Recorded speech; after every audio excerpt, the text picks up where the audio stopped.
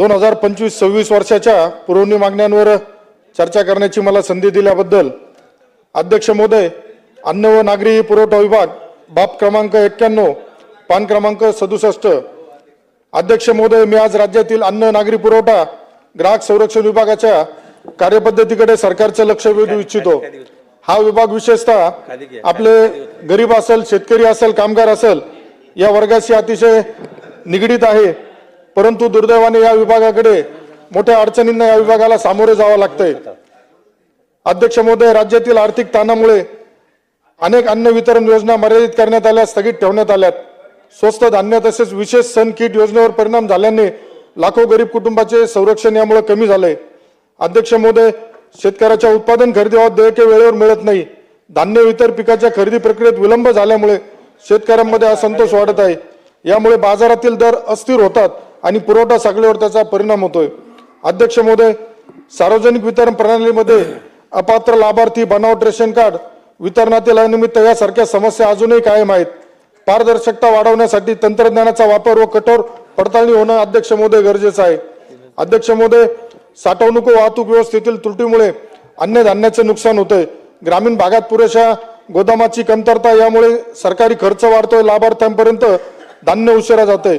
अध्यक्ष महोदय, माझ्या संगमनेर मतदारसंघामध्ये शिवभोजनचं एक दुकानाची तक्रार आल्यामुळे ते बंद करण्यात आलं होतं आणि त्याचा नवीन प्रस्ताव दिला होता, परंतु तो सुद्धा अजून प्रलंबित आहे। तो जर झाला तर चांगल्या पद्धतीने राहील। अध्यक्ष महोदय, हा विषय केवळ प्रशासनाचा नसून तो जनतेच्या अन्न सुरक्षेशी संबंधित आहे। त्यामुळे मी सरकारला विनंती करतो, रेशन वितरण प्रणाली अधिक पारदर्शी करावी।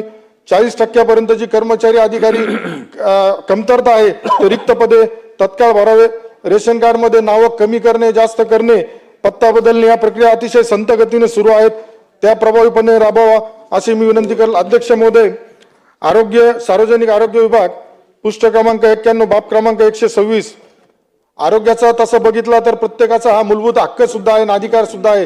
प्रत्येकाला आरोग्याच्या सोयी सुविधा मिळायला पाहिजे।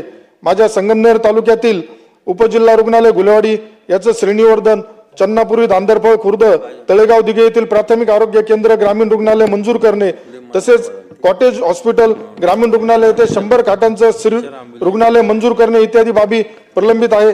अध्यक्ष महोदय, नवीन कामं निधी अभावी संतपणे सुरू आहे, परंतु जे कामं मंजूर आहेत ते सुद्धा सुरू होत नाहीये। माझ्या संगमनेर येथे उपजिल्हा रुग्णालय गुलेवाडीचं 2 वर्षापासून काम सुरू ठेकेदार करत नाहीये, त्यामुळे त्या ठेकेदाराला ब्लॅकलिस्ट करावं।